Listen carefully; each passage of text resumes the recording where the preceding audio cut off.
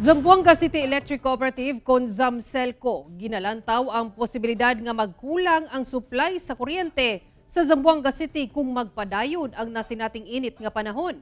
Zamselco nanawagan sa mga konsumante nga magdaginot. Ani ang report ni PJ De La Peña. Nangandam na ang Zamboanga City Electric Cooperative o Zamselco sa pagtaas sa demand sa kuryente sa Zamboanga City. Labi nagkarong ting-init. Adlang Lunes, misaka sa 42 degrees Celsius ang maximum heat index sa syudad buo sa Gilauman. Ang pagtaas sa oras sa paggamit sa mga appliances sama sa electric fan, aircon ug punay nga pag-abri sa refrigerator. Anaa sa 70 megawatts ang base requirement sa Zamboanga City pero doble kini kung fully operational na ang mga canning company sa syudad.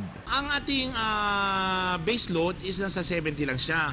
Pero yung peak time natin, lalo pag mag-operate ang ating mga, considering at Zamboanga City, we have a lot of mga canning factories of the sardines, no? Na nagpe-peg yan siya sa 140. Pero ngayon, nasa 120 to 110 pa lang tayo. So we have enough supply for electricity, so we don't have to worry about mag-shortage tayo ng electricity. Gapalit og kuryente ang Zamselco sa Power Sector Assets and Liabilities Management Corporation o PISAM.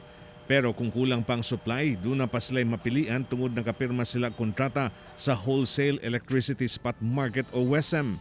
Si Reloisa Alviar, residente sa Barangay Tituan, nagpahangin gawa sa iyang balay pero naggamit gihapon og electric fan tungod sa sobra sa kainit sa panahon. Sa hapon na lang lumalabas kami kasi medyo malamig-lamig na.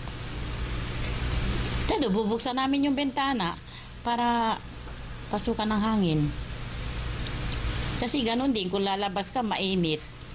Pupunta ka sa mga ilalim ng mga, ano ba yan, yung puno. Ganun, may hangin din pero mainit din yung singaw. Pero kinahanglan gihapon nga magdaginot og kuryente ang mga member consumers sa Zamselco bisan og paigo pa ang supply niini sa kuryente. Magtitipid tayo kasi kung hindi, although marami tayong supplies, tataas at tataas pa rin ang price ng mga consumption natin. Ako si PJ De La Peña para sa One Mindanao.